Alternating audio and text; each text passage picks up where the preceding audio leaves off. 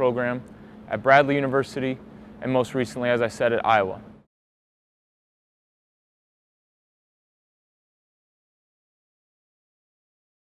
In this video, we'll be addressing athletic development for a basketball player, developing strength, power, speed, stamina, the skills that are needed within the sport. It is geared towards developing the ability to move left to right on the court, to be a lockdown defender, to improve your vertical jump higher and be able to influence the game above the rim, as well as to just develop that first step quickness and your ability to accelerate, sprint down the court. This program is progressive and adaptable. It starts simple and can be applied to any athlete in any situation. Within the program, we have a pyramid of development that starts with a foundation of just movement skills.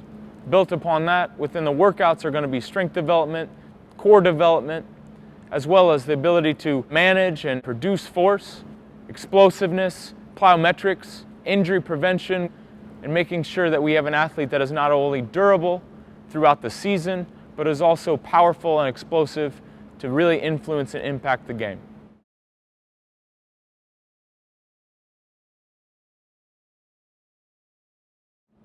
This program is designed for the adolescent athlete, 12 to 18 years old, somebody that's going through puberty, going through some radical changes within their body. It's a great time to really develop some structural durability within tendons and ligaments, preventing the injury in those areas. Muscle strength, muscle size, as well as just bone strength and bone health really sets up that athlete for a lifetime of success and improving their career.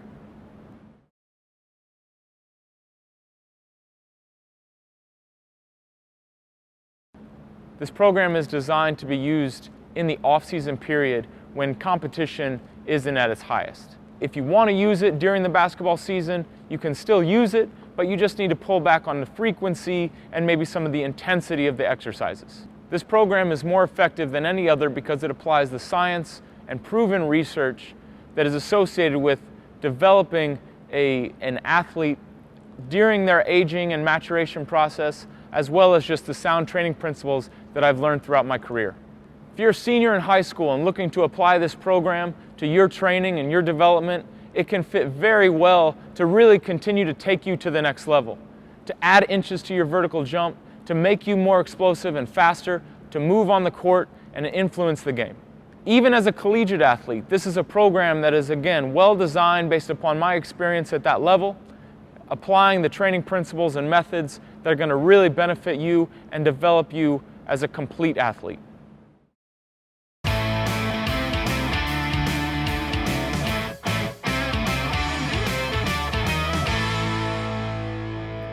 As the saying goes, you always inspect what you expect. So testing can be a huge component within athletic development. An athlete that's going into their off-season training that has maybe 1 to 3 months, pre-testing the activities that they're going to be doing and training for allows for focus and motivation for that athlete. If we're going to improve the vertical jump, we need to test it. Same thing to be said for lane agility as well as sprinting. We'll talk about how to set up those tests to make sure that athlete has both repeatable and reliable measurements that can be used and focused on and post-tested to see and show the improvement that the athlete has for the hard work that they've put in over the last couple months.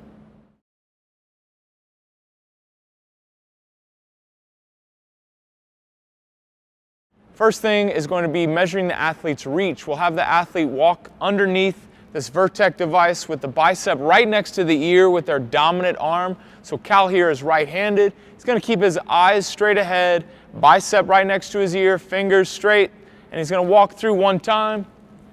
Good. And then I'm going to have him go through a second time just to make sure that this is as accurate as possible. Bicep to the ear, eyes forward, straight ahead. Very good. On the system, marking, okay, where he is relative to, okay, the system on the ground.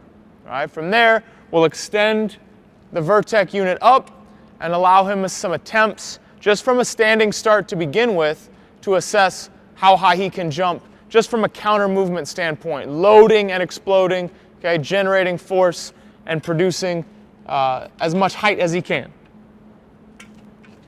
So first step, Cal, you're just going to start right underneath the tethers here. Load, explode, light, kind of progressively work up your intensity. Great start. Nice job.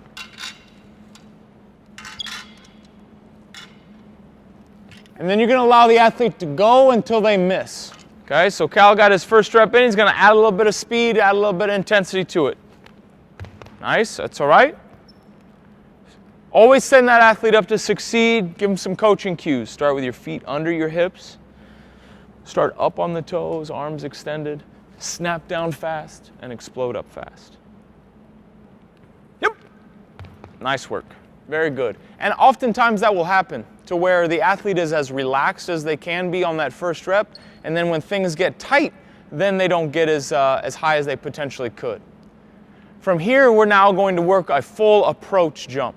Okay, so we're going to have Cal step a few steps back and allow him, again, just to get a feel for the steps, progress into jumping that vertex, and whether he wants to jump off 1 foot or 2 feet, that's totally up to him as far as what he feels allows him that highest touch. Okay? Cal, go ahead, just get your steps down, about 50% effort. Nice. And already I can tell that Cal's going to go higher, so I'm going to have to adjust this. Same thing, Cal, add a little bit to it. Go as high as you can. Nice. And again, this is a max vertical approach. So the idea is to allow that athlete whatever strategy they feel is going to allow them the highest vertical touch. If you need to step back, Cal, go ahead and step back. Get a good speed into it. Nice job. And then don't be afraid to extend and reach for it. Really go for it. Let's go last one, best one, right here. Yep. Nice. Good attempt. We'll build on it. That's what we're training for. Mark it. Subtract his reach from that height, and then you have your vertical jump. Also, the value itself is a number that is important, okay? Because we're going against a 10-foot rim, and the athlete can jump higher is going to be more influential. So not only from a performance standpoint, but also something that he can chase as well.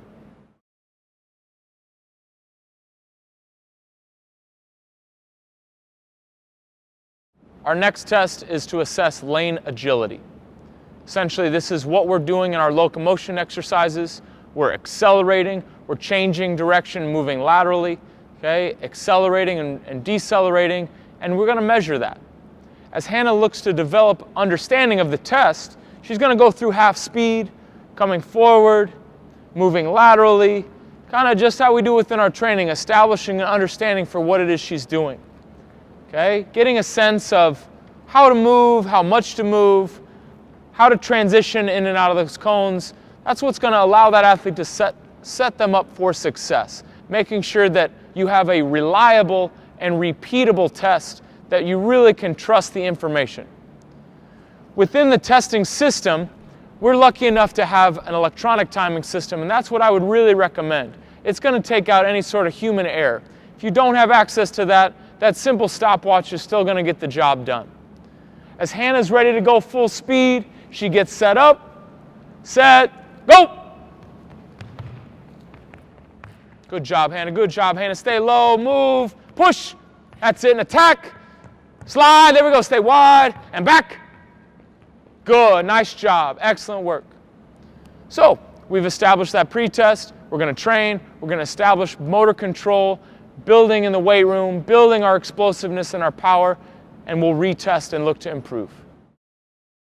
Within measuring lateral quickness, we're going to use the shuttle run. Again, we want to set that athlete up for success, allow them to go through it kind of half speed, figure out what kind of strategy they want to attack it with. Do they want to use a simple lateral step, or do they want to cross over? So we're going to let Hannah kind of go through the steps. She's going to start in the center, right underneath the basket, move to the left, okay, hit the side, go to the right, hit the side, and then sprint through. She plays around with her different ideas, different strategies, try to figure out what's best for her. Okay, we want that first number to be good, even though we're going to improve on it. We're going to be better after the training program kind of does its job. So as Hannah gets set up, say ready, set, go! Good, and sprints through. We'll give her a few trials, find out which one is her best, and that's going to be our pre-test that we'll look to post-test in maybe 4 to 12 weeks, depending on the training program. So we've shown the lane agility test, and that's a little bit more extensive test. And now this one, the 505, it can really be whatever you want as far as distance goes, and you just want to make sure you record and you're consistent with however you test it. But what you're going to do is allow that athlete to come into a deceleration at full speed, stop, redirect, and get out of that as fast as possible. So as Nick learns what he's going to do, he's going to go through half speed, come through our timing gates. That's where the time starts. When he crosses this line, he stops at the white line and sprints back through. So the time starts here, he touches the line, and the time stops here. Okay, so that's his start line and his finish line. Make sure you are consistent with the distance that he's allowed to build into that, okay, as well as the distance that he's going into and redirecting from. Let's go full speed, Nick. Ready, go! Boom, boom. Right there. That's our 505. This probably is more like a 303. Okay, but we're going to make sure that we're consistent in pre-testing and post-testing to show that his ability to accelerate, stop, and redirect has improved because of his training program.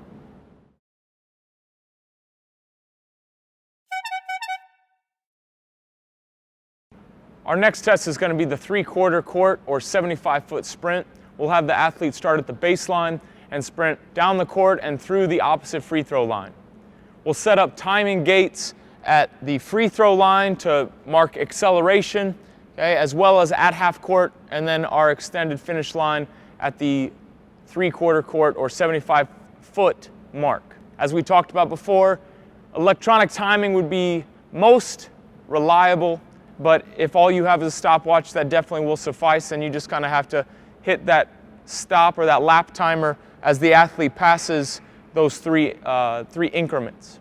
Last thing with warm-up, okay, and asking an athlete to sprint at full speed, that's going to be very important. So having Cal properly warm up, prepare, getting core temperature up, preparing his Achilles tendons, hamstrings are always those kind of worrisome spots with a basketball player. So we're going to have Cal go through about half speed, 3/4 speed.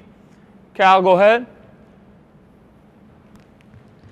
This just allows himself to familiarize himself with the test, as well as give the coach an opportunity to look for any technical cueing and reminders before that athlete does his testing rep. As we've talked, setting the athlete up for success is going to be important even in the pre-test to make sure that those results are reliable. Cal, feeling good?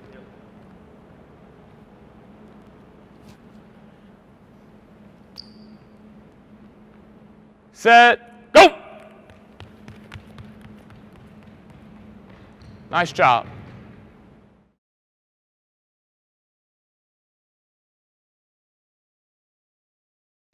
So within our pre-testing, we want to test and use our relative strength exercises to look for kind of those weaknesses, maybe movement competencies or inefficiencies, things that can help guide our training. The first one we're going to do is just a single leg squat. So Hannah's going to step up on the box. She's going to use her left leg and kind of favor that right side of the box. Extend her arm, try to keep her chest up as much as she can. Focus on keeping that entire foot on the box and squat as low as she can and stand up. We're looking for 5 full range reps. As a coach, as a practitioner, what I'm looking for is that her hip goes below her knee. I'm assessing and watching how she's balancing and the way she's using this. Other strategies she's finding to drop maybe the chest a little bit. Good. And those are things that I'm going to use again to guide the training. All I'm looking for is 5 full range reps. The thing that I would recommend with this is to video it, watch it, use it within the training process. Okay, 4 to 12 weeks later, retest, re-video, show that athlete the progress. That's going to help their motivation. That's going to help them continue to buy into what they're doing within the program. The next relative strength exercise in our pre-testing is going to be just a single leg calf raise. True competency is going to be a full 30 reps where I'm looking for a full range of motion at the bottom as well as a good contraction at the top. So Hannah gets set up with about a third of her foot on top of the box. She can use the upright to brace and balance, but she's not using it to help lift. And I'm watching, looking for a full 30 reps, watching to see if technique gets ugly, okay, her endurance goes out, right? Whatever things that I can do to make sure that the right and the left are equally strong and able to do a full 30 reps. Again, video it, count it, mark it down, pre-test, post-test, look to improve. Measuring, testing our upper body strength is going to start with a simple push-up. I'm going to use it not only to look at strength and strength endurance, but also just to look at maybe some weaknesses or imbalances within the shoulders. So Hannah gets down, focuses on that bracing position that we talked about. Shoulders are pushed apart, hips are up, bracing the core. She's leading with her chest all the way down and pressing up. I'm watching her shoulder blades, seeing how they're moving, watching her hip and her torso, marking down maybe any sort of limitation or weakness or competency. One more good rep. Good. Great job. So maybe I work to failure, maybe I don't, but whatever I do in the pre-test, I need to do in the post-test. Continue to show that athlete that they're not only getting better, but their time and their efforts are improving their strength and their power. Our last relative strength exercise is going to be the chin-up. I'm going to have Nick jump up on the rack and kind of set himself up to be successful to where his chest is at the bar. He's going to control down slowly to a full descent, keeping engagement with his shoulders. Okay, arms don't have to lock out, but they need to come somewhat fully extended, and he's going to pull himself back up to the bar and repeat reps, just as we did with the push-up. We might do about 5 reps, maybe push the athlete to complete failure, mark down any competencies or limitations that he may have, as well as how many reps he's able to do.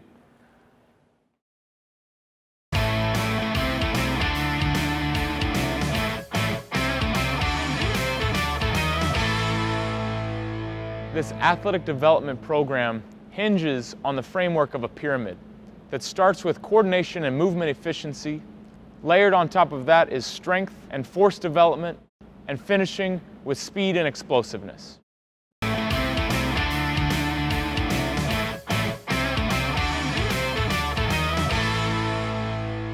This athletic development program hinges on the framework of a pyramid that starts with coordination and movement efficiency. Layered on top of that is strength and force development, and finishing with speed and explosiveness.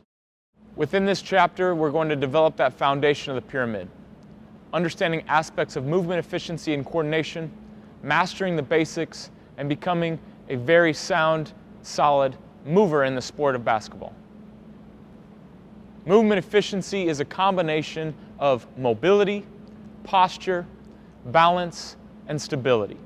We want to build the ability and the capacity to move in all planes of motion.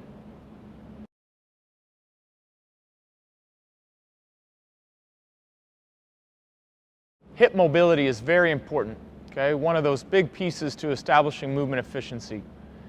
Exercises, movements that are going to go into that are going to be a squat, a hinge, lunge matrix.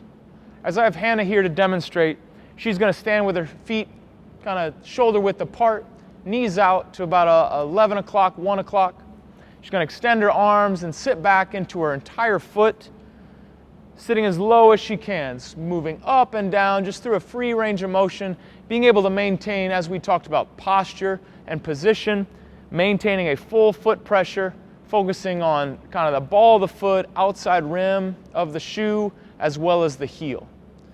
As she faces me and goes through the same motion, you can see that posture. Her chest stays up, her arms stay parallel to the floor, her knees and toes are tracking in the same direction. Okay? That's movement efficiency, right? Just moving in simple, basic patterns through a full range of motion. Same type of action, she's going to go through what's called a hinge. You'll see it in some of our strength exercises. She's going to stand now maybe with more of a hip width stance. Okay, knees are unlocked, and she's going to basically just shift her hips backward, maintaining posture in her spine. As she faces me and does the same thing, what we're looking for is, notice how her torso comes all the way parallel to the ground. Okay, that's going to show me that she has the prerequisite flexibility in her hamstring before she gets into training. It's not something that I need to maybe address within the warm-up process or something like that. Last exercise we'll talk about is maybe our lunge matrix. She's going to lunge in all planes of motion, moving forward, maintaining posture, foot pressure, okay, going lateral, posture, foot pressure, and balance, as well as that transverse kind of drop step lunge action that's going to be important for moving in all planes of motion through a full range of motion and maintaining posture and stability. Being able to engage our core, making sure that as we move with our lower body, that force isn't lost or misdirected within our torso. So making sure that we're able to brace and be strong and maintain position in our hip and our rib as our spine really connects our body is going to be really important. We'll use the half kneeling position to establish and train that. So as Hannah takes a knee here, she wants to make sure that she has alignment with her shoulder, her hip, and her knee all in a straight line. Her rear toe is tucked so that she can engage that back and rear glute. Okay, establishing again a good posture and angle with that front leg. Her rib is down, her torso is braced as if she's ready to receive a punch. Okay, and maintaining that position, core really is that knee to chest and anywhere in between. So as she maintains that position, we can do different types of dynamic stability exercises where she maybe has her arms extended and is just simply moving, and I can progress that and add weight into her hands, add a basketball, okay, or even a band that we'll see with some of the exercise demonstrations. Some other exercises that we'll get into regarding core development and bracing is the hollow position, where Hannah will get on the floor and make sure she focuses on her low back being in contact with the ground. She's tucking her pelvis under and lifting her shoulder blades up. Again, really making sure that she's braced and solid like she's ready to receive a punch. In this position, she can focus on rocking back and forth and challenge that a little bit. If this isn't possible, she can shorten the position to where her knees are bent and really focus on developing strength and really motor control in that position. Okay? As well as flipping over and just bracing. In a front plank, she's going to be elbows and toes, pushing her shoulder blades apart and into the ground. Again, that stability of the hip and rib cage, really contracting and controlling those muscles that connect the two, as well as maybe even a side plank, spending time in those positions, stacking the shoulders, putting the body in a straight line, bracing and engaging that oblique.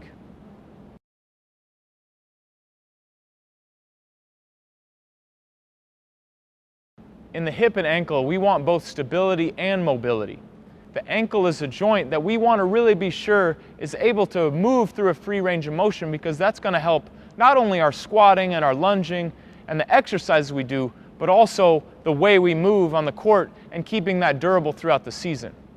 You want to make sure that that athlete can move their knee kind of inside, over, and outside their toes, but also still maintaining that foot pressure that we talked about. A full foot on the ground, especially contact through the heel. And this is a great training exercise, warm-up exercise that any athlete can do every day, multiple times a day. That's going to help establish that mobility and make sure that you have a free range of motion throughout that ankle. The knee is ultimately at the mercy of the hip and ankle. So if we're able to establish stability and control in that hip, stability and control in the foot and ankle, then the knee is going to be safe and sound. Exercises and things to do within that would be simply just starting with a single leg squat hold. Hannah can extend her leg out in front in the sagittal plane, out to the side in the frontal plane, and then even reach that foot back towards me in the transverse plane. Challenging that balance, maintaining control in the hip and the foot and ankle. Another exercise that we'll get into is just basically standing hip series. She'll stand and balance on her right leg, okay, maintaining sound foot pressure and an upright posture, and then she's going to focus on flexion at the hip, bringing the leg up and in front, out to the side, abducting the leg, and then extending that hip backwards into the side. All of those exercises, again, maintaining balance, maintaining posture, starts from the ground up with stability in the foot and ankle. Another exercise that we'll use is the single leg RDL. She's established that foot pressure. She's now going to unlock that knee to really engage that hip a little bit more. She's going to use her heel as her driver, keeping her chest up, back flat, finding that balance. You might notice that that knee wants to twist and crash maybe in, and it's her hip that ultimately controls and reduces that limit. That's going to be a reason that we need to strengthen that hip and attract that in the weight room. Okay, Hannah can also do that facing me, where you can kind of see it from the side. Heel is the driver, chest stays up, back stays flat. She's focusing on not rotating the hips, maintaining that stability and balance. Another option and exercise that involves the ball with single leg balance, entry-level exercise just to kind of get things started. Hannah can just stand in that single leg squat hold position, okay, and involving kind of some hand-eye coordination, can toss her the ball, challenge her a little bit, and develop a little bit more sport-specific control and understanding for what she needs to do as she interacts with the ground and the basketball. One of the last things that we want to talk about regarding stability and balance within the ankle and the foot is you could do it with a shoe, or you could even kind of advance to maybe even doing this barefoot. You can do it on a basketball court. You could even do it on the grass or even a sand surface if possible. But essentially we want to develop that range of motion and motor control so Hannah can focus on dorsiflexion where she pulls her toes up, as well as plantar flexion where she works to a calf raise. Okay, trying to work again as much range of motion as possible and developing and using those muscles that are going to really do the job.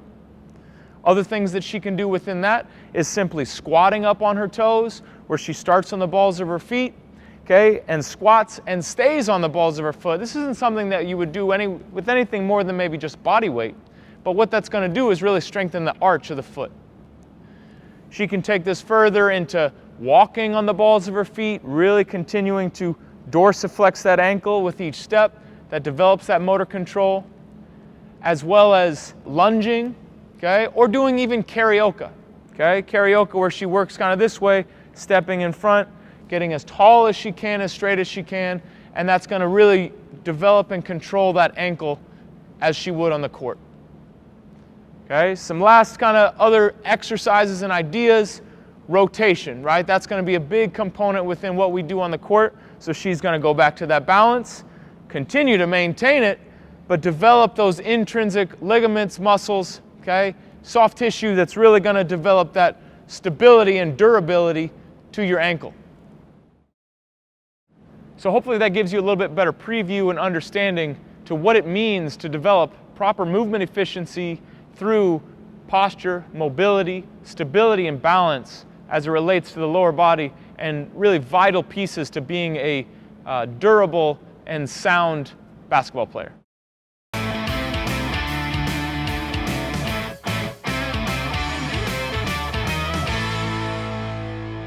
As you saw with some of the exercises in our previous chapter, we're trying to build muscular coordination and control. Obviously, strength is a huge component to that. Developing tension, creating force, it's going to be the next step in adding to our pyramid and building upon the movement efficiency and coordination that we previously addressed.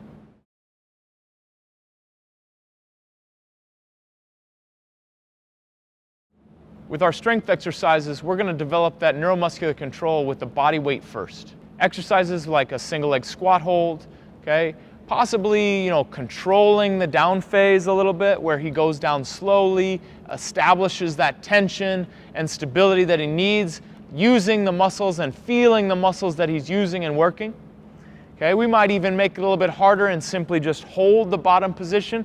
So as Nick squats down, stabilizes that hip and ankle, maintains that position, okay, and really works to feel that tension within the quad and the hip. Other exercises, again, to strengthen those muscles are going to be a calf raise, working through a full range of motion, maybe controlling that down phase, pausing at the top, establishing that brain and body connection to where he's really contracting and feeling and squeezing that muscle. That's going to be important as we build on those exercises in the weight room, adding load through dumbbells, through barbells, and increased resistance. We can't neglect the upper body, so we're going to make sure that that push-up, which really relates to our bracing, is going to be important as well. So as Nick gets down into a push-up position, we're again going to cue that bracing position, shoulder blades apart, pushing into the ground and bracing the floor, maintaining engagement with his hips and his torso. As he controls down, again, through a full range of motion, he might go slow, he might pause at the bottom, and then he's always going to press up into the ground strong, leading with his chest on the way down, and then pushing his hips on the way up. Other exercises that we can do in the weight room to establish that relative upper body strength would be a chin-up, okay, and variations of that.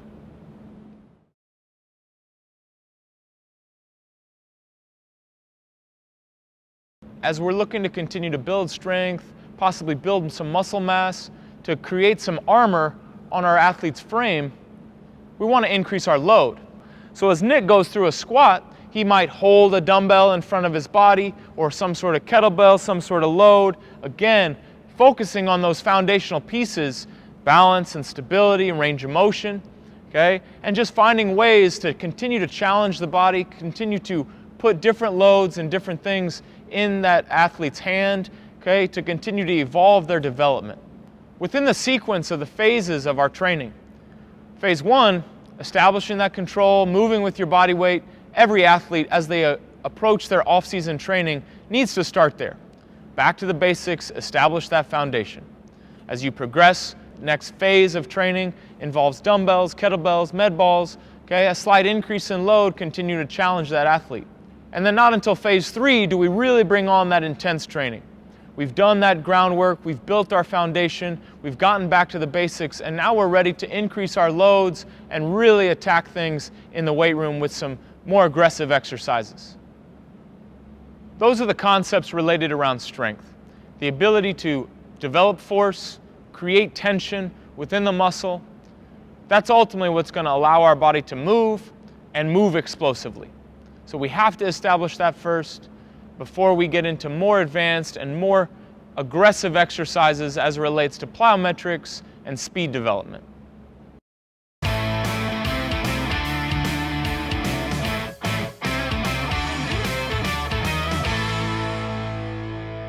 With all this training, we have to continue to think about the transfer that it has to the court and developing a basketball player.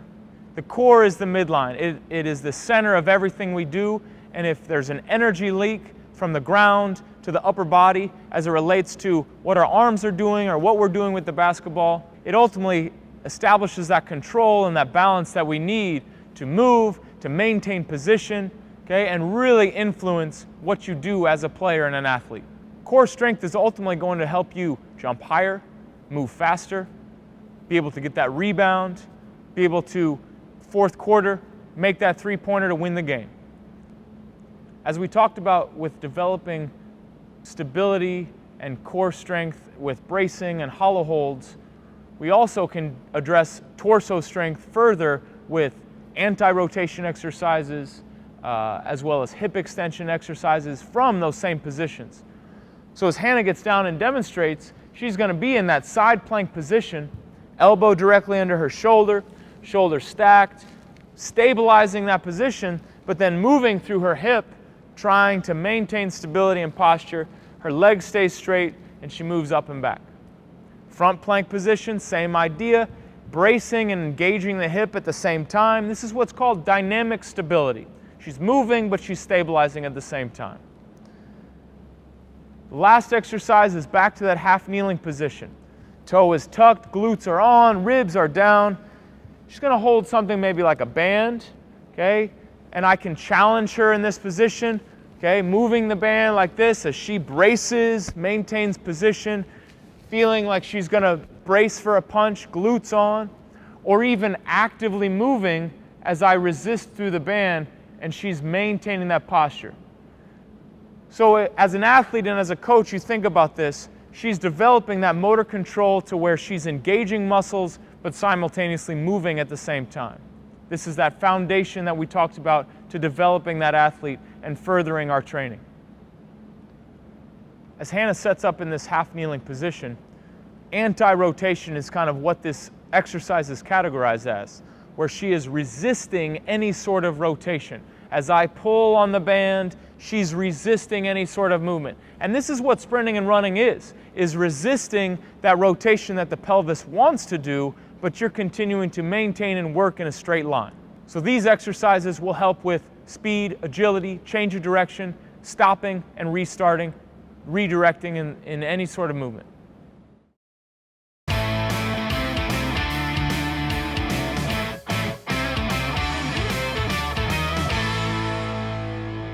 In this next chapter, we're going to address locomotion. It's basically the ability to move from one point to another. This is going to encompass all of our acceleration, deceleration, change of direction, our agility, whatever you want to term it. It's essentially the athlete moving on the court.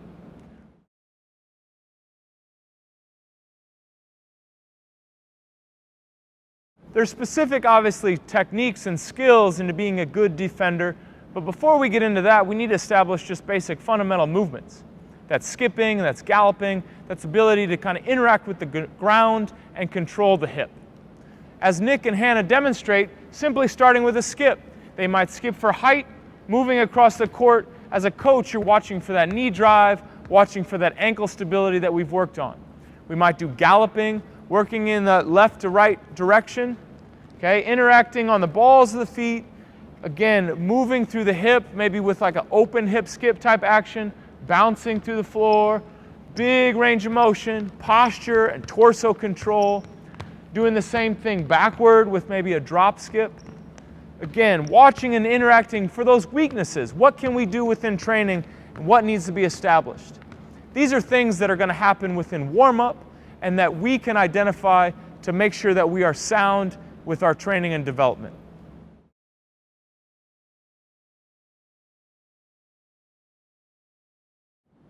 Some examples of kind of those entry point lateral movement exercises. Okay, we talk about mobility and range of motion. Let's simply just show a lateral shuffling scoop. As the athletes are in a defensive stance, they maintain a wide posture, and they're shuffling and scooping to the ground, showing that change of levels as they keep their chest up and their hips down. Next exercise could be possibly a push to base, that one first step action, really just establishing the ability to jump and produce force as they load and land on those lower body. In developing that first step action, we have either a lateral shuffle or maybe a crossover step. Nick is going to show us that lateral shuffle where he extends that outside leg, digs with that inside heel, stays that balance, and looks to move across the court with his hips low and his chest up. Hannah is going to show us another example where she's driving with that inside foot, cross the body with that outside leg to develop that speed and that change of direction to get her down the court.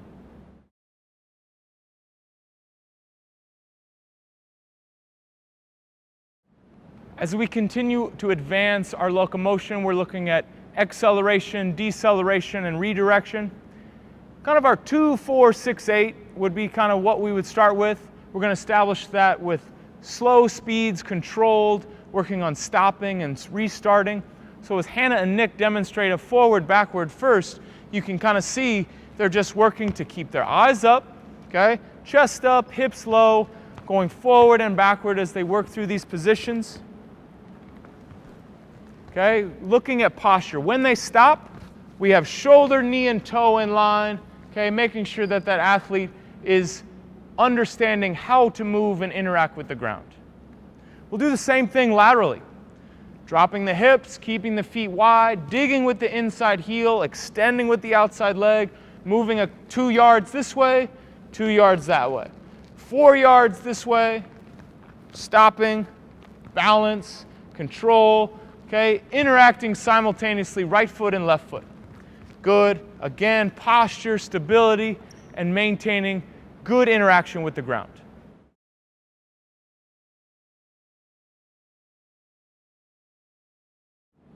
With all of these locomotion drills, we essentially want to establish control first, moving slowly, stopping, getting those positions, understanding how the foot, the body kind of maintains these positions.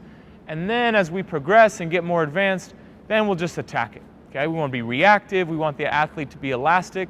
And the coach simply just kind of stands back and watches, and we'll say, set, go!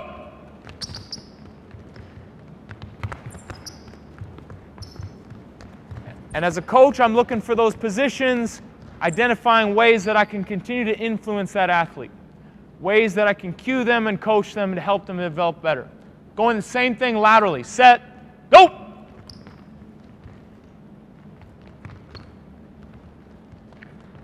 Watching that athlete, making sure they're not spending too much time in those positions, getting in and getting out, and that's what's ultimately going to transfer to the court, to the game for that athlete. In summarizing our locomotion chapter, it's essentially there are no rules. We just want to move and move as much as possible in as much variety as possible, continuing to re-establish the things that we talked about from the very beginning. Posture, position, and ability to kind of move and change levels is what's going to ultimately make sure that that athlete is influential and durable on the court.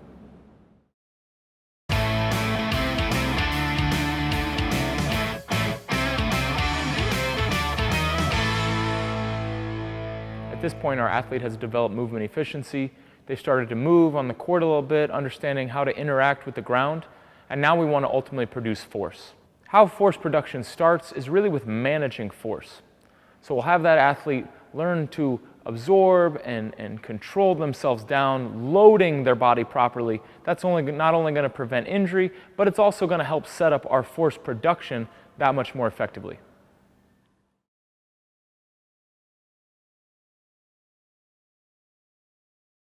The first step in force production is force management. We're going to start on two legs, absorbing force, developing that motor control. So I'm going to have Hannah do a bilateral snap down. She's going to get extended, arms up, get up on her toes, aggressively snap down, loading herself, shoulder, knee, and toe in a straight line, flat foot pressure, arms behind her, okay, really being stiff and aggressive with that downward action. Facing me, she does the same thing. This is just teaching that athlete how to properly absorb force and manage her body as it loads and prepares to explode. Very good. And then we'll go two legs into one leg. Okay, always starting 2 foot, the whole crawl, walk, run concept, continuing to be progressive in what happens. She starts up on 2, controls down, and you see as she's challenged. Balance, hip, foot pressure, the things that we focused on with regards to movement efficiency. We're increasing the intensity, we're increasing the speed that those actions are happening. Continuing to improve and challenge her athleticism. Great job, Hannah. Some good, very good entry point exercises to manage force that it's going to help set her up to produce force.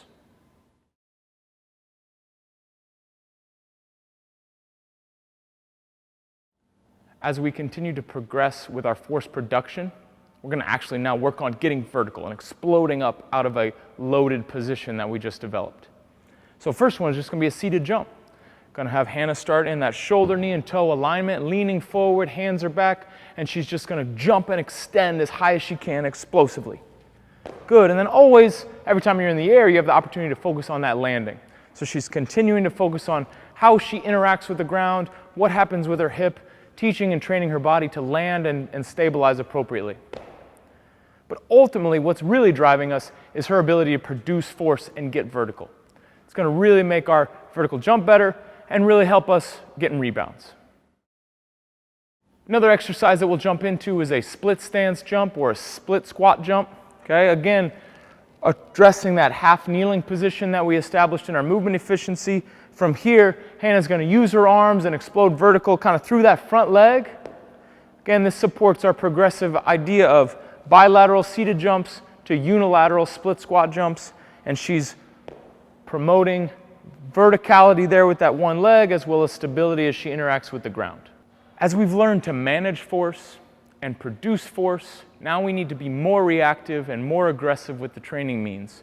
So we'll progress into counter movement jumps that are continuous, where Hannah gets set up in a hip width stance, uses her arms, loads her hips, explodes continuously.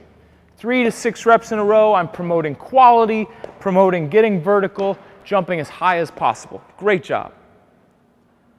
Continuing to support our progression, we're going to go 2 legs into 1 leg. Going back to our split squat stance, Hannah gets set up, and now she's going to get as high as she can, switching her legs in the air, loading and exploding.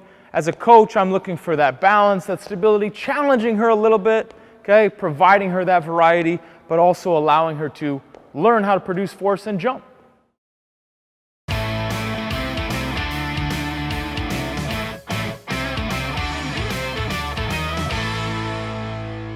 Anyone that's been around the game of basketball understands that the foot, the ankle, the calf, the piece that basically interacts with the ground is very important.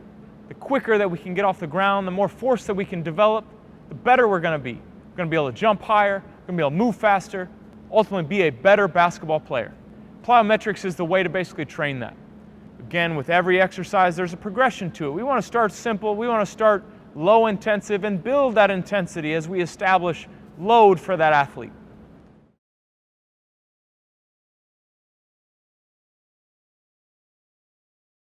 Kind of our entry-level means and methods within our explosiveness, plyometrics, developing that foot, calf, and ankle is simply just lower leg conditioning. This could be something as simple as jump rope. We're always going to start with 2 feet first with the exercises we do. Maybe just jumping in place.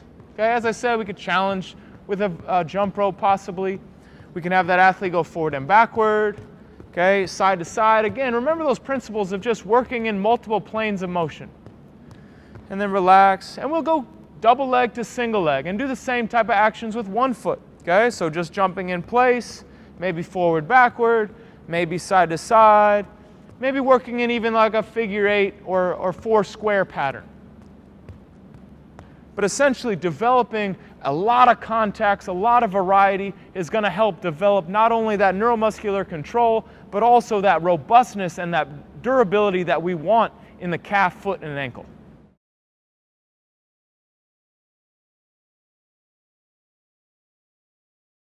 With our exercises, there's a progression. We can't do the same thing. We need to continue to build intensity, continue to throw variety at that athlete. So we might have that athlete go from 1 foot and rotate on her jumps. So as Hannah goes through, she's interacting with the ground, going to the left, going to the right, okay? Developing control, developing durability. Other exercises that we can intensify, instead of just a lot of quick contacts, we could do big, higher amplitudes, more intensity, so she's focusing on putting more force into the ground and getting higher on her jumps. All of these jumps can be with a pause, they can be continuous, we can work across the ground, as you'll see with more of the exercises within the workouts. We want to make sure that we manage the amount of work that the athlete does. Yes, this is beneficial work, but too much can be a bad thing. So we need to make sure we control that, follow the workouts, maintain that recovery process, really do things in a progressive manner, managing and following the volumes that are laid out within the workouts.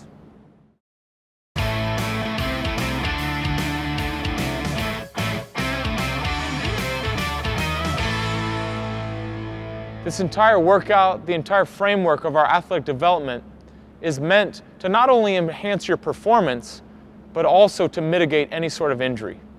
Really what it comes down to is everything that we do is injury prevention.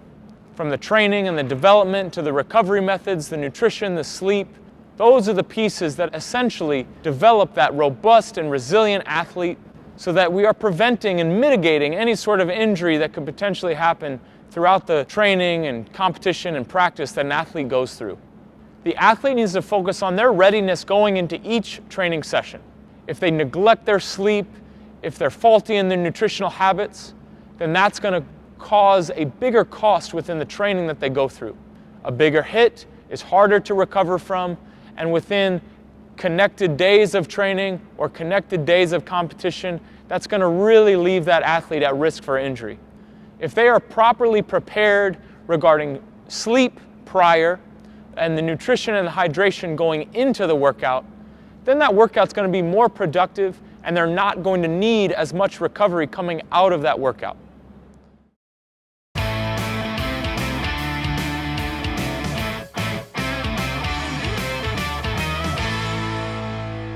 Before we jump into the workouts themselves, let's talk about the lifestyle that the athlete needs to adopt.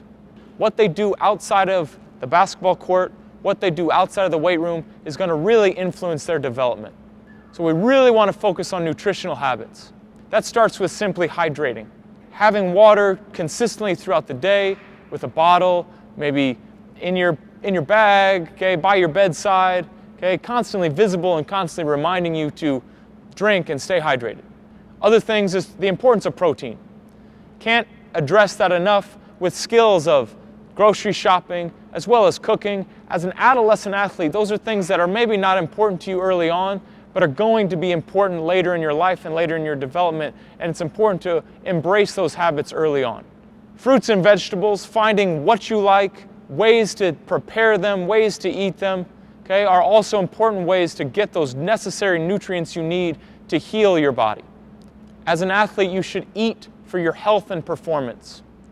Purposefully planning ahead, thinking about what you need to do maybe pre-game, what you're going to do post-game, maybe before your workout, what you're eating going into that session, and then what you have coming out, because that's going to help you connect those training sessions together and ultimately build across the weeks and months of training. Because it's not the one training session that makes the difference, but it's the accumulation of the days and the weeks and the months that really develop your athleticism, strength, speed, and power.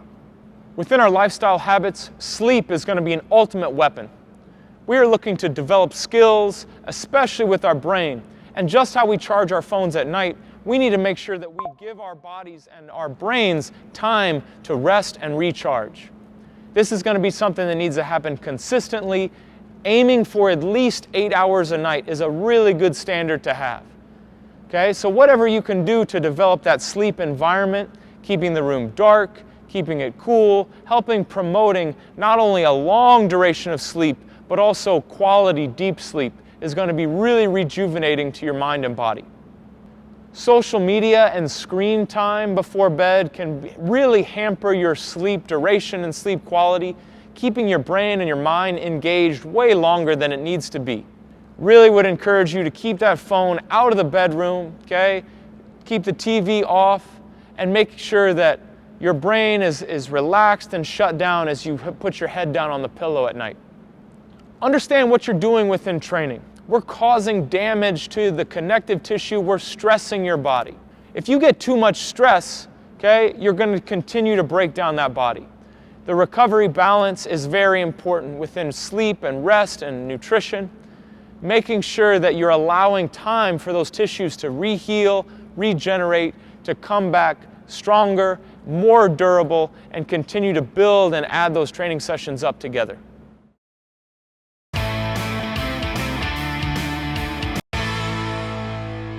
Essentially, the workouts are broken up into phases of training. They're progressive and they're sequenced where each kind of phase builds on the previous phase. It's meant for the off season, sometime where you're focused on and really able to dedicate time to physical development. As we talked about earlier regarding recovery and lifestyle, we want to make sure going into those high intensive sessions that that athlete is prepared and ready. There's generally 2 to 3 days that are dedicated to high intensive training. If you're a multi-sport athlete that's involved in multiple competition seasons, this is a program that can be applied, but I would really suggest maybe only 1 to 2 days a week versus the 2 to 3. You're going to continue to drive intensity, but I would suggest reducing the volume of work that you do. So you might trim the sets to about 2/3, to where if you're doing 6 sets in an off-season period, you're only doing 4 sets in an in-season period.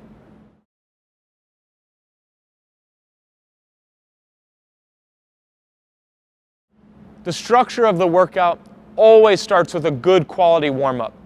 That's going to really address both mind and body and kind of setting the athlete up for success. We're addressing the foundational things that we talked about regarding mobility and stability and balance, symmetry within the body, okay, establishing that posture and ability to move through a full range of motion. From there, we're building intensity within the session. We get more specific with the exercises. We start to get into some locomotion exercises, some explosiveness, some jumping, building that athlete up for maybe some strength exercises. We'll finish with some torso exercises, building that core strength that's very important under a fatigued state. And then we'll finish with that cool down, continuing to address mobility in the hip, ankle, possibly in the shoulder, addressing those weaknesses and possibly debriefing with that athlete.